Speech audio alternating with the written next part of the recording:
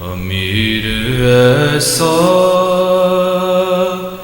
کہ جس پہ غربت کی انتہا ہے، فقط علی ہے۔ امیر ایسا کہ جس پہ غربت کی انتہا ہے، فقط علی ہے۔ وہ جس میں قتل بطول سہنے کا حوصلہ ہے، فقط علی ہے۔ امیر ایسا کہ جس پہ غربت کی انتہا ہے، فقط علی ہے۔ بغیر روئے وہ اپنی دہلیز اور در سے نہیں گزرتا، بغیر روئے وہ اپنی دہلیز اور در سے نہیں گزرتا۔ جو قتل گاہ بطول ہر روز دیکھتا ہے، فقط علی ہے۔ صدائے کوفے میں دے رہا ہے، علی سے بدلے ابھی چکا لو۔ صدائے کوفے میں دے رہا ہے، علی سے بدلے ابھی چکا لو۔ تمہاری مجرم نہیں ہے زینب، تمہیں پتہ ہے، فقط علی ہے۔ بنتا اس کو غریب کہنا کہ اس کی بیٹی ہے سربرہنا، ہے بنتا اس کو غریب کہنا کہ اس کی بیٹی ہے سربرہنا۔ وہ جس کے بیٹے کو پتھروں کا کفن ملا ہے، فقط علی ہے۔ اسے خبر ہے کہ زندگی بھر منا سکے گی نہ عید زینب، اسے خبر ہے کہ زندگی بھر منا سکے گی نہ عید زینب۔ جو نیند سے پھر بھی اپنا قاتل جگا رہا ہے، فقط علی ہے۔ غریب اتنا ہوا ہے حیدر، نہیں ہے رونے کی جا میسر۔ جو گھر میں بیٹوں سے چھپ کے آنسو بہا رہا ہے، فقط علی ہے۔ نہ دیکھے بابا کی وہ اسیری، نہ یاد زینب کو شام آئے۔ جو داغ رسی کے بیٹیوں سے چھپا رہا ہے، فقط علی ہے۔ امیر ایسا کہ جس پہ غربت کی انتہا ہے، فقط علی ہے۔ بر محمد وآل محمد صلی اللہ صلی اللہ محمد وعلا بعض دیگر سلام پیش بار دیگر صلوات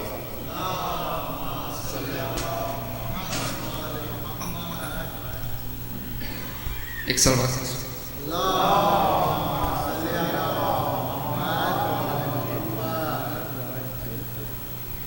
پیاس سچی ہے مگر آپ کا جانا نہیں اچھا پیاس سچی ہے مگر آپ کا جانا نہیں اچھا آپ اچھے ہیں چچا پر یہ زمانہ نہیں اچھا پیاس اچھی ہے مگر آپ کا جانا نہیں اچھا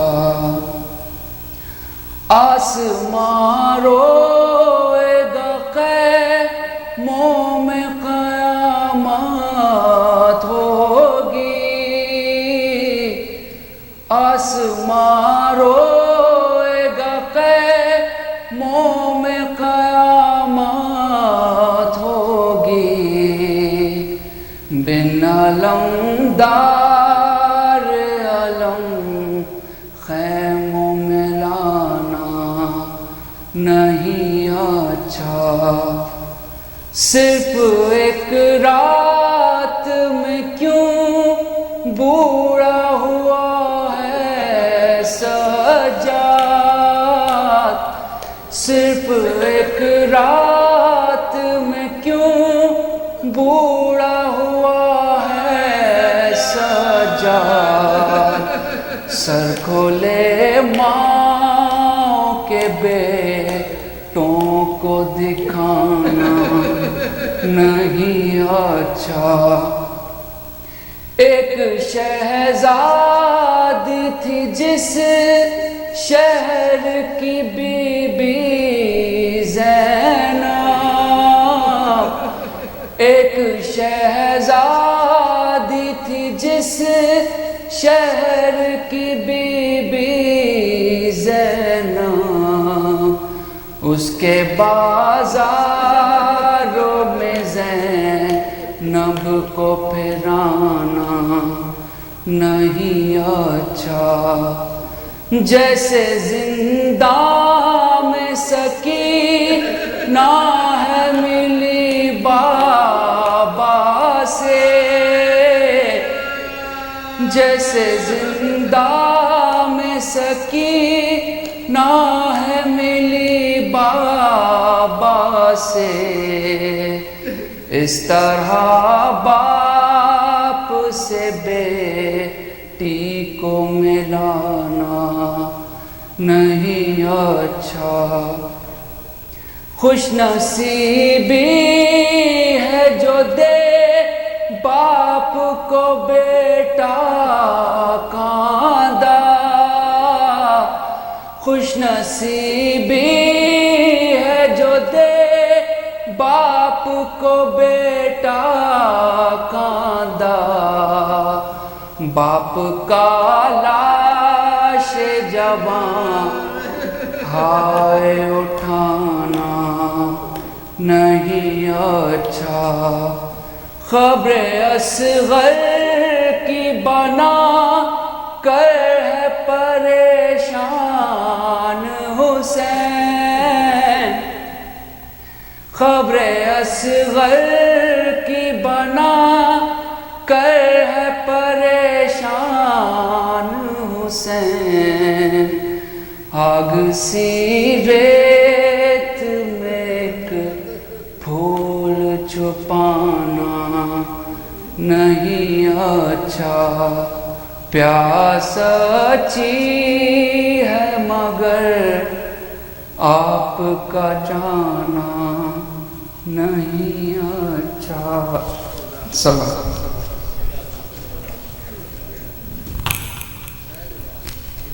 بر محمد وال محمد بلندر صلوات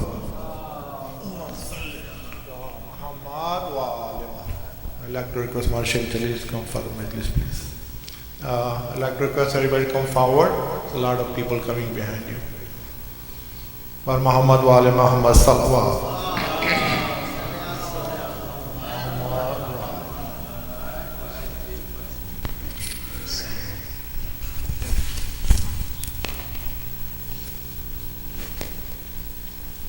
أعوذ بالله من الشيطان اللعين الرجيم. بسم الله الرحمن الرحيم. الحمد لله رب العالمين، ثم الصلاة والسلام على أشرف الأنبياء والمرسلين، سيدي وحبيبي ونور قلبي أبي القاسم محمد، اللهم صل عليه وعلى أهل بيته الطيبين الطاهرين المعصومين الذين ذهب الله عنهم الرجس وطهرهم تطهيرا.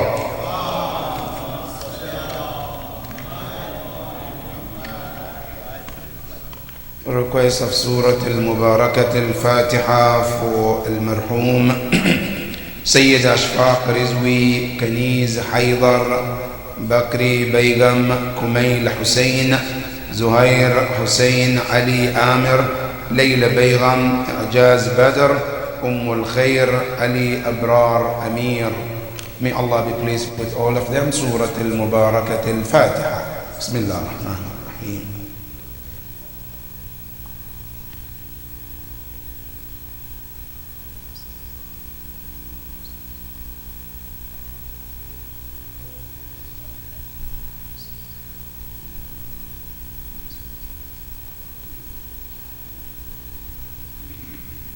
صلوا على محمد وآل محمد ما صلى على محمد وآل.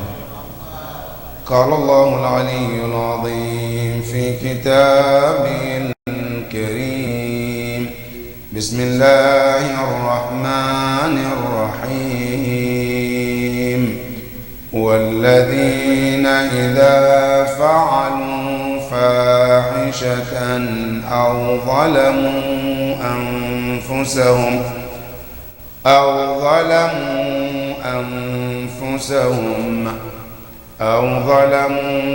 أنفسهم ذكروا الله فاستغفروا لذنوبهم ومن يغفر الذنوب إلا الله ولم يصروا على ما فعلوا وهم يعلمون. صدق الله العلي العظيم.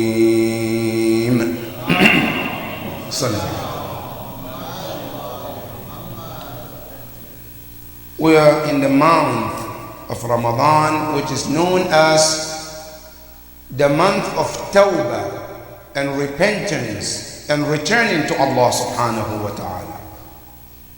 The month that the Prophet encouraged us to do istighfar and put everything that you know that you have wronged Allah to put before Allah subhanahu wa ta'ala in this month. Because this is the month that Allah vowed upon himself not to say no to anyone. And that's why the Prophet says, ألا وإن الشقي من حرم غفران الله في هذا الشهر. Prophet said, do you want to know who is unlucky person? The person who is unfortunate. He said the person that Ramadan came and ended and he or she was not forgiven. That is the unlucky person.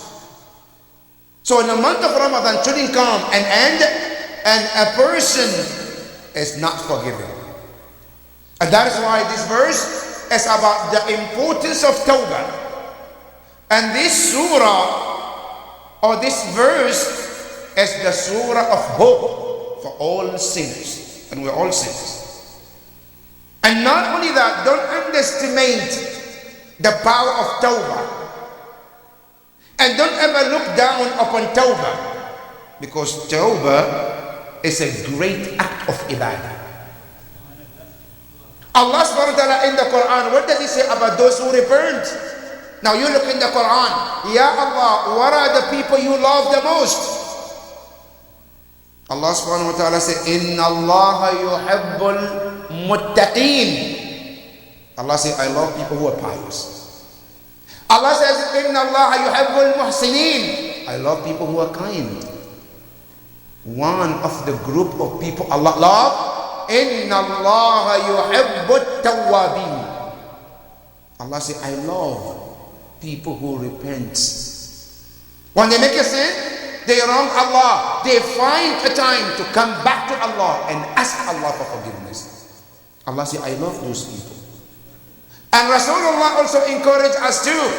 He says, Kullukum khatta'un. All of you are wrongdoers. No one is ma'soom among us other than the Prophet and Ahlul Bayt. To all of you, you are wrongdoers. They say, wa khayrul khatta'in. Do you want to know, out of all the wrongdoers, who are the best of all of them? The Prophet said, wa khayrul khatta'in. The best of wrongdoers, at-tawwabun. Those who repent and go back to Allah subhanahu wa ta'ala.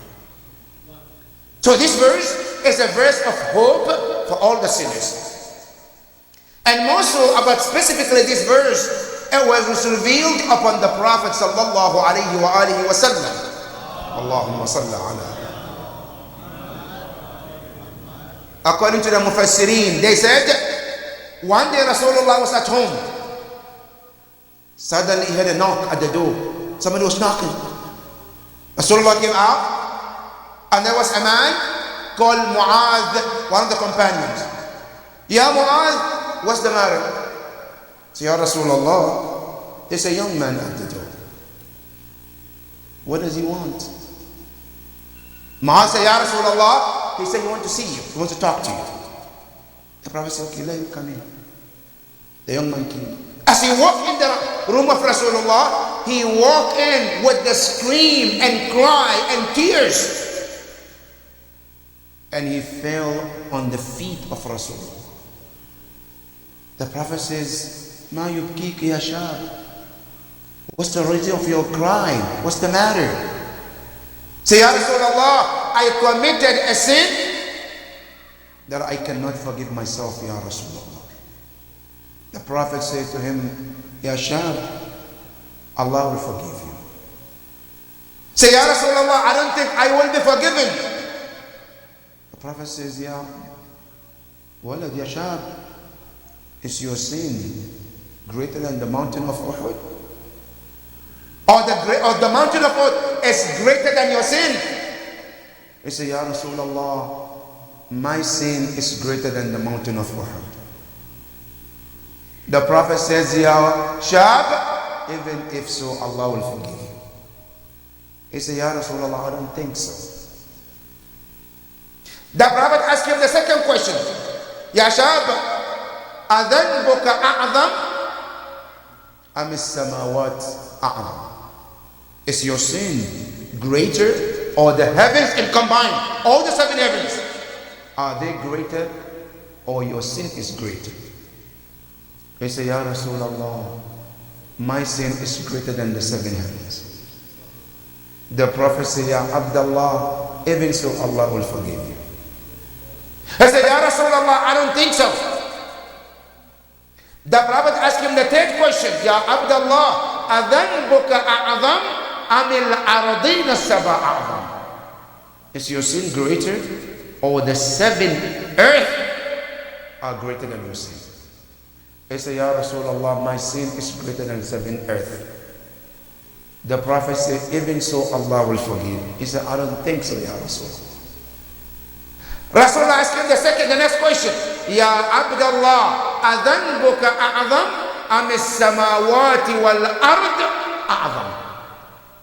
Is your sin greater, or the heavens and the earth in combined greater than your sin? He said, Ya Rasulullah, my sin is greater than the heavens and earth in combined. The Prophet says, Ya Abdullah, even so Allah will forgive. He said, I don't think so, Ya Rasulullah. Now the last try with Rasulullah.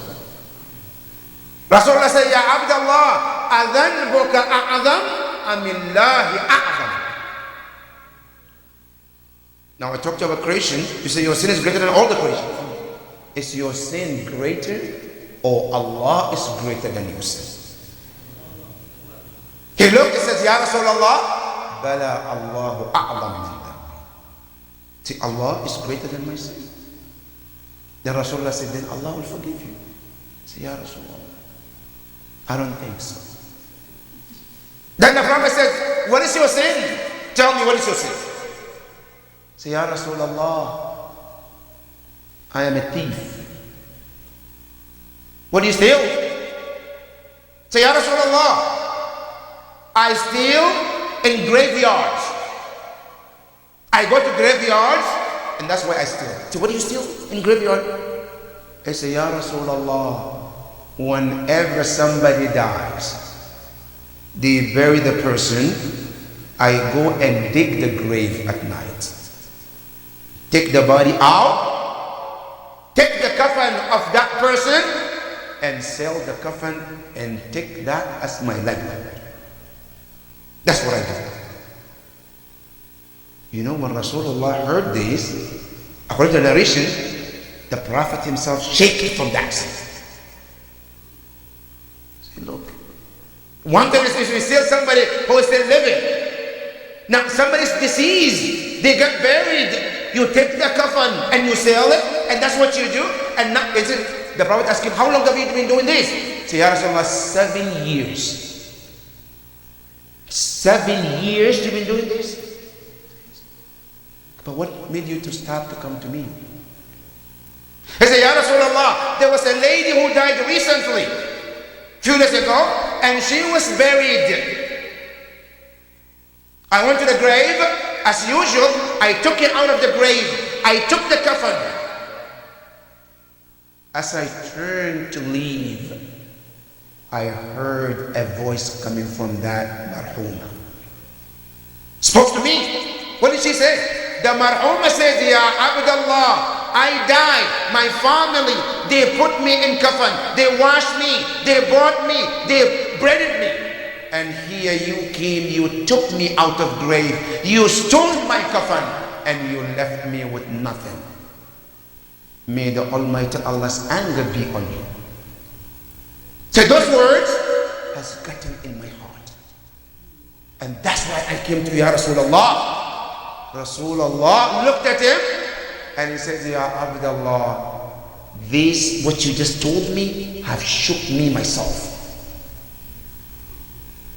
When he heard Rasulullah say this, he ran and left the sight of the Prophet. But as he was leaving, he said, Ya Rasulullah, I'm going somewhere. But one thing I expect, whenever anything about me comes from Allah, Allah tells you about me, Ya Rasulullah, let me know. Whether it's good or bad, it doesn't matter. If Allah say no forgiveness for me, that's fine. If Allah forgives me, I say, I want to hear it. He rushed and he went to the desert. He dug a hole and put himself and buried himself to the neck. And he started his asking Allah's forgiveness at that point. Ya Allah, I have done this wrong. I am wrong and I know my mistake. Ya Allah, is there any room for forgiveness? He was in this situation. Then this ayah came down to Rasulullah. Ya Rasulullah, this is for you to go and tell this servant of Allah. What is it? وَالَّذِينَ إِذَا فَعَلُوا فَاحِشَةً. And this is the hope for all our youth. Never become hopeless. Whenever you commit sin, yes, it's not a good thing to commit sin. However, if shaitan misled or misguided us to get to that point, never forget one important thing in your life. And what is it? The mercy of Allah is above everything. Never forget that. And that is why in Dua al-Kumain, when we read, what do we say? Allahumma inni as'aluk bi rahmatika allati wasi'at kulla shay. Ya Allah, that mercy of yours have reached everything. Rasulullah received the ayah. He went to him, found him. He was buried all the way to the neck. Rasulullah looked at him and said, Ya Abdullah, come out. He came out. Rasulullah told him, listen, your sin is a great sin. Yes, it's huge, one of the major sins. However, you have committed worse than the sin that you did. What is it? It says the fact that you became hopeless from Allah, that is even worse than the sin that you committed. Yes, one thing is, you did what you did, yes, but when you came to the point where you feel that Allah will never forgive you, Allah cannot forgive you, that is a sin that is worse than what you did. Never become hopeless from the mercy of Allah subhanahu wa ta'ala. So the ayah came, وَالَّذِينَ إِذَا فَعَلُوا فَاحِشَةً, as a message to all the sinners, those who commit fahisha. Fahisha means sin. Allah subhanahu wa ta'ala says, everyone, male or female, when you commit sin, وَالَّذِينَ إِذَا فَعَلُوا فَاحِشَةً أَوْ ظَلَمُوا أَنفُسَهُمْ, or they did wrong themselves. Now what does it mean to wrong self? Wrong self is to commit sin. Any sin is a zulm to the nafs. أَوْ ظَلَمُوا أَنفُسَهُمْ, or they wrong themselves one way or another. Allah subhanahu wa ta'ala says, then immediately what happened? ذَكَرُوا, they remember Allah. Now this is where it takes it to the next level, brothers and sisters. Now when we commit sin, it's one thing. But if you want Allah to forgive you, there is a process. The first process is to remember Allah subhanahu wa ta'ala. How do you remember Allah? To remember Allah that He is the only one who can forgive. That's why the ayah says, وَمَنْ يَغْفِرُ الذُّنُوبَ إِلَّا اللَّهِ. No matter what sin is, Allah subhanahu wa ta'ala says, my door is open. Allah subhanahu wa ta'ala, not only that, He sent that a prophet who did Tarkabab al-Awla, and Allah forgave him to let us understand, he is the first one to open the bab of Tawbah, Prophet Adam alayhi salam, to give a hope for all sinners, that whatever sin that you have committed, regardless of how great you think it is, never underestimate the power of Allah to forgive you. Allah said, because I know I created people who commit sin and they come and repent, and because of them I called myself Al-Ghafur Rahim. And he said in one of the Hadith al-Qudsi, he said, if not because I created people like you who will commit sin and then come to me for forgiveness, I said, I would have wiped off all of you and create a different creation who will commit sin and realize it and come to me so I can forgive them. That is what Allah subhanahu wa ta'ala wants to create a hope in us. Never become hopeless from any sin. Allah subhanahu wa ta'ala says, when we commit sin, there is one thing you have to start with, and that is Dhakarullah. Remember, you have a God who is most merciful. How merciful is Allah?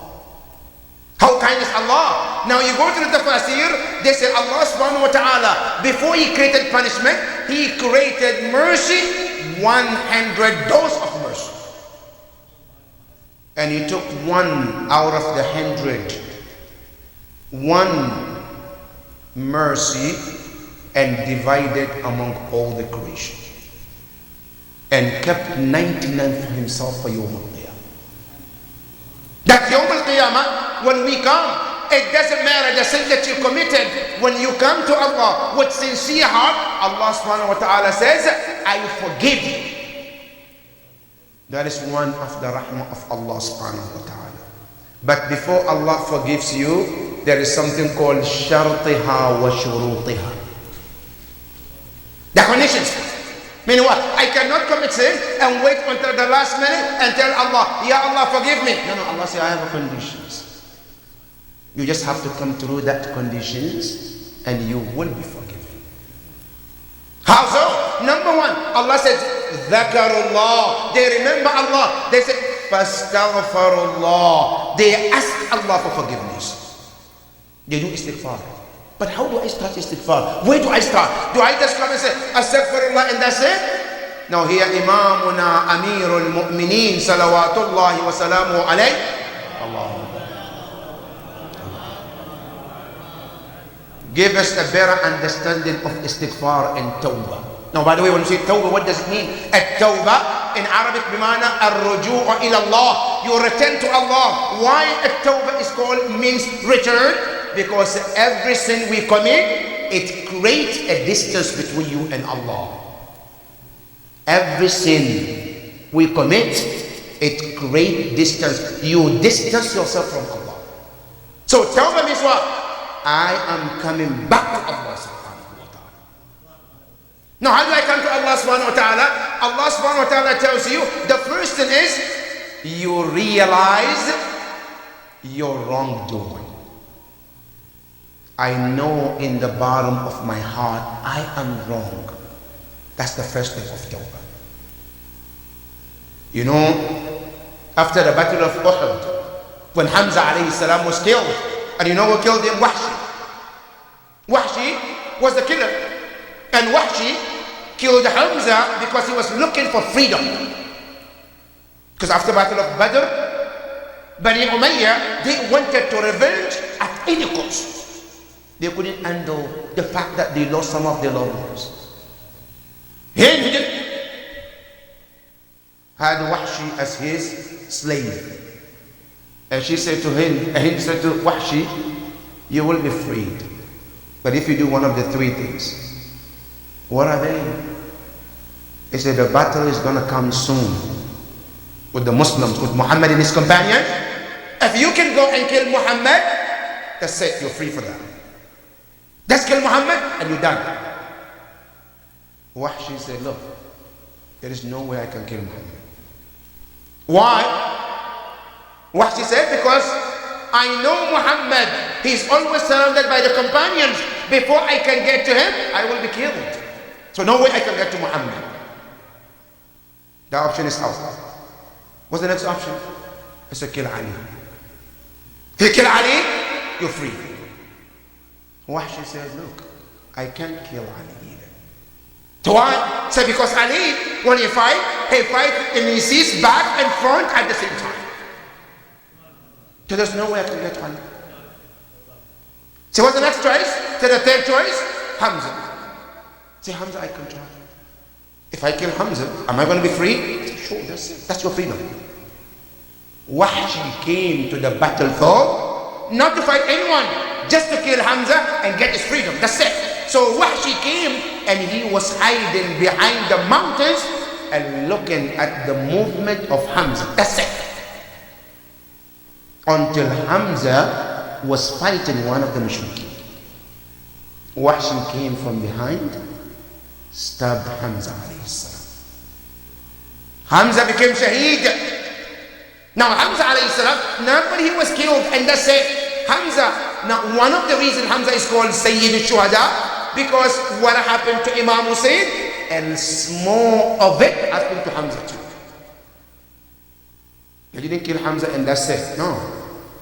According to Tariq al-Tabari, Tabari says after Wahshi killed Hamza and he told Hind, I killed Hamza, she came to the battlefield. She cut the legs of Hamza, she cut the hands of Hamza and made a hole in them and put on her neck as a sign of victory in her lives. That is Hind. That's why in Ziyarat Ashura, when you hear we says, Al-la'na ala akilat al-akbad, in that ziyarah, that's because of what she did. This is la'na on her in Ziyarat Ashura for such things that she did. Now, which human being, forget about religion, just human being will act such? And she put that and came to Medina and she was happy for killing him. Now Wahshi, the point is, Wahshi, after all of this happened, Wahshi realized how wrong he was. He came to Rasulullah in one night. He doesn't want anybody to see him. It was dark. He came to Rasulullah. Ya Rasulullah, I want to meet with you. The Prophet said, what is the matter? He said, I want one-on-one with you, Ya Rasulullah. The Prophet said, okay, go ahead. What do you have? He said, Ya Rasulullah, I came to announce my Islam. But I have one question, Ya Rasulullah. Do I have any way Allah will forgive me for what I've done? The Prophet said, what did you do? He said, Ya Rasulullah, I'm the one who killed your uncle Hamza. The moment Rasulullah heard it, the Prophet started crying. He remembered what happened to Hamza and how Hamza was murdered on the day of Uhud. Then Rasulullah said to him, Ya Hamza, yes, Allah will forgive you. You killed Hamza, Sayyid al-Shuhada.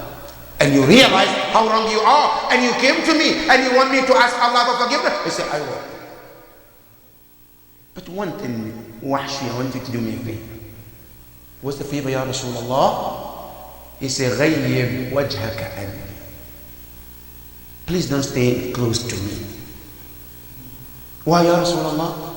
He said, because every time I see you, I remember the tragedy of Hamza. Not that I'm only thing against you. I forgive you, Allah forgive you. But I'm a human being too. I have thoughts. I saw how they treated my uncle. So I cannot forget that. There is something called forgive, but there is something called I can't forget.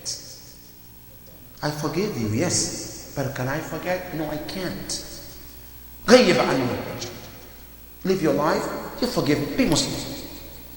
If Allah Rabbul Alameen forgave Hamza and forgave Wahshi for what he did, Allah will forgive you for whatever sin you committed. But first, you have to have the spirit of regret. You come to Allah, Ya Allah, I'm wrong, I'm regretful for what I did. That's number one. Because there are some people, they commit sin, not only they don't feel remorse, they brag about the sin they committed. You see, Yazid la'natullahi alayh, after martyrdom of Imam Hussein alayhi salam, not only he didn't feel remorse, he was bragging killing of Imam Hussein. He made a poem, ليت أشياخي ببدر شهدوا من وقع الأسد من الخزرج. He says لأهلوا واستحلوا فرها ولقالوا يا يزيد لا تشد قد قتلنا الكرم من سادتها فعدلناهم ببدر فاعتدل لعبت هاشم بالملك فلا خبر جاء ولا وحي نزل. That was the point from Yazid la'natullah. What did he say? He was bragging.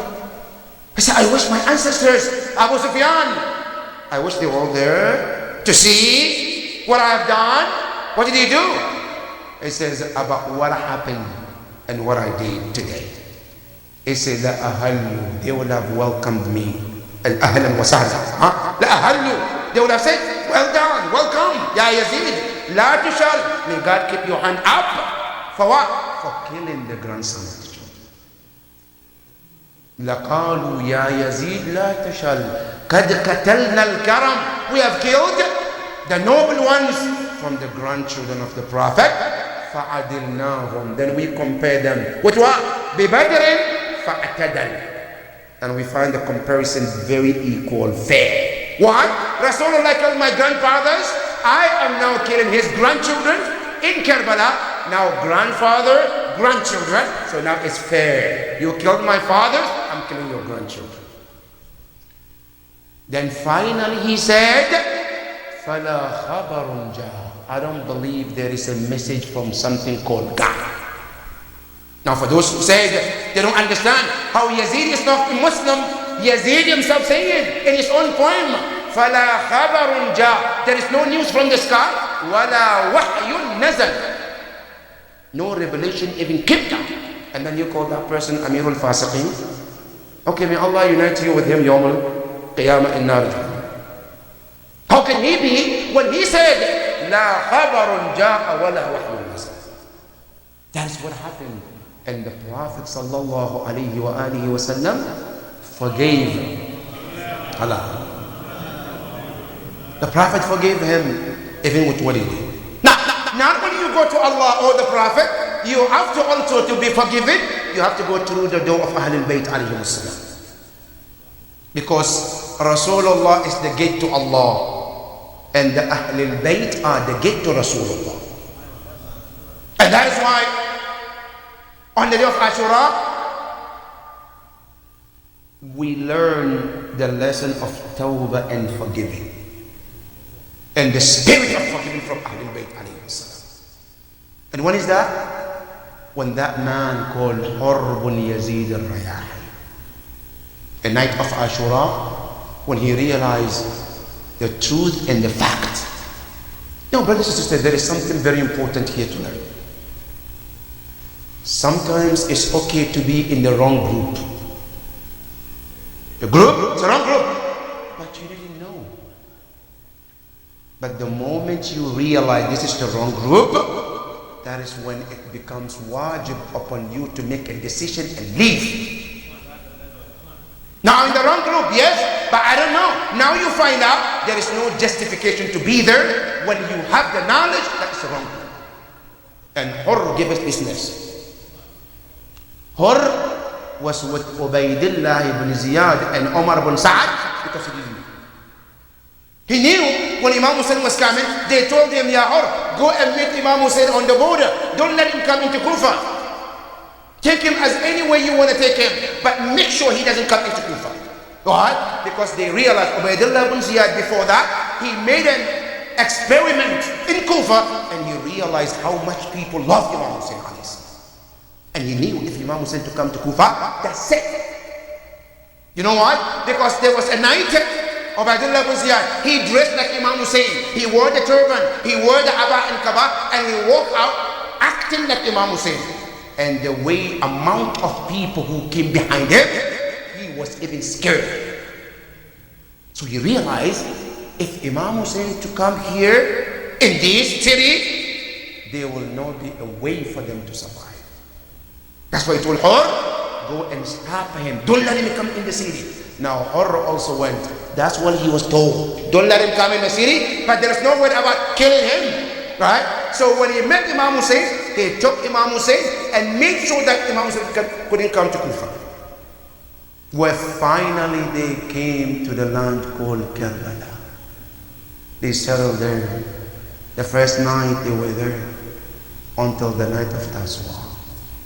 When Hur saw thousands and thousands of soldiers were brought in addition to what he had, then he saw a letter came from Ubaydillah ibn Ziyad to Umar ibn Sa'ad. Ya Umar ibn Sa'ad, you need to start the fight tonight. He read the letter to all the soldiers. That's when Hur stood up. Ya Umar ibn Sa'ad, this is his word. أَأَنْتَ قَاتِلُ الرَّجُلِ? Are you planning to fight Imam Hussein? By any chance? He said, Bella, of course, yes. That's the reason we're here. Now, Hur, in our language, are you kidding me? He was like, are you kidding? I said, no, I'm not kidding. How serious are you? Now he says, قِتَالٌ أَيْسَرُهَا تَطِيرُ فِيهَا الرُّؤُوسُ وَالْأَيْدِ. The centers changed the mindset of Hur. What did he say? He says, listen, Ya Hur, the least that's going to happen, the heads and the hands and the legs will be flying on this land tomorrow. That's when Hur realized, this is serious. As soon as he heard this, Hur started shivering. He said, Mabik, what's wrong with you? You're a strong man. I know you. What's the matter? Why are you scared? That's when Hur says, إِنِّي أُخَيِّرُ نَفْسِي بَيْنَ الْجَنَّةِ وَالنَّارِ. I'm not scared. I'm making a very important decision. What is it? Between heaven and between hell. As he was looking, and he says, Ya Umar bin Sa'd, فَوَاللَّهِ لَا أَخْتَارَ عَلَى الْجَنَّةِ شَيْئًا. But this is my final decision. And it didn't take him a month, didn't take him a year, didn't take him a month. Just that moment, I said, this is my final decision. I'm telling you right now, I am not going to choose anything above my Jannah. Then he said to Umar ibn Sa'ad, I'm going that way. That's when he started to shift. He took his horse and he started going towards Imam Hussein. As he was holding his sword, as he came closer to Imam Hussein, he turned the sword down. You know, among the Arab culture in the fight, in the battlefield, when the sword is up, means fight. When you put the sword down, means peace. As he approached Imam Hussein, the sword was down. Meaning, I'm not coming to fight you, Ya ibn Rasulillah. I'm coming to ask for forgiveness. As he came, he says, Hal tarani min tawbah. Do I still have a room for forgiveness? I'm the one who troubled you, Ya ibn Rasulillah. I'm the cause of your pain and suffering, Ya ibn Rasulillah. I caused all the headache to you, but I know from the bottom of my heart, I didn't know all of this. But would you forgive me? Imam Hussein said, In tubta tab Allah. He said, Ya ibn Rasulillah, on the day of Ashura, I want to be the first one. The first one to wash my sins so that maybe Zahra alayhi salam will accept my tawbah. On the day of Ashura, he was the first one. As he went to the battlefield and fought and fought and fought, finally he was overpowered. As he was fallen, he called his master, Assalamu alayka ya Aba Abdillah. Peace be upon you, my master. Imam Hussein rushed towards him, and his final moment, he looked at him and he says, Ya Hur. He opened his eyes, and as if he's saying, Am I forgiven at this moment? Imam Hussein said, Ya Bala, may Allah forgive you.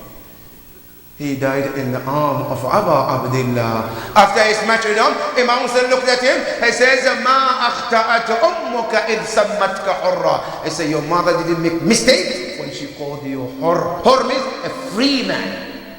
He said, Anta hurrun fi dunya wal akhirah. You are indeed a free man in this world and hereafter.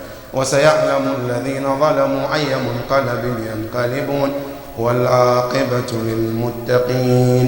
Ya Allah, we ask you to forgive all the marhumin of the sponsor Surah Al-Mubarakat Al-Fatiha. Bismillah ar-Rahman.